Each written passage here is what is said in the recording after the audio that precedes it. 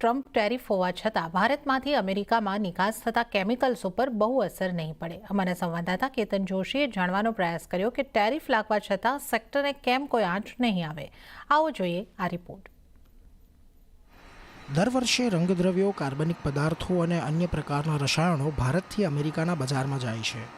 વાણિજ્ય અને વેપાર મંત્રાલયના ડેટા અનુસાર ગયા વર્ષે ભારતે અમેરિકાને $3.9 બિલિયન રસાયણોની નિકાસ કરી હતી.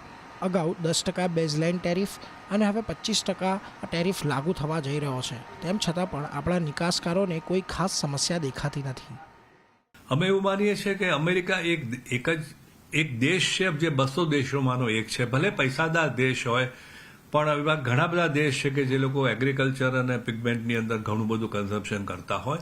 અમે બીજા દેશોમાં અમારી પ્રોડક્ટ ડાયવર્ટ કરીશું અને આજે તોફાન જે આવ્યું છે થોડા વખત માટે એમાંથી અમે પાર નીકળી જઈશું.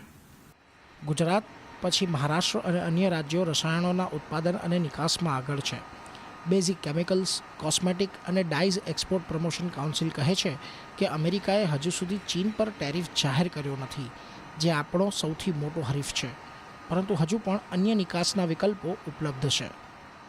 અમેરિકાએ જે ટેરિફ ઇન્ડિયા ઉપર લગાડેલો છે 25%નો, તો જે કન્ટ્રીની અંદર ફ્રી ટ્રેડ ઝોન હશે ત્યાંથી એક્સપોર્ટ અમારા મેમ્બર્સ બધા કરશે અને જે ફ્રી ટ્રેડ કન્ટ્રીની અંદર ફ્રી ટ્રેડ ઝોન છે તેનો અમેરિકા સાથેનો ટેરિફ રેટ ઓછો હશે એ કન્ટ્રી દ્વારા અમે એક્સપોર્ટ કરીશું.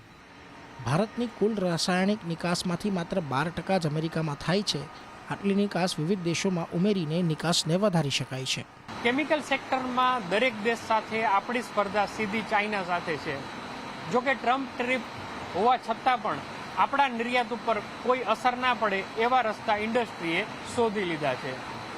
કેતન જોશી, અમદાવાદ.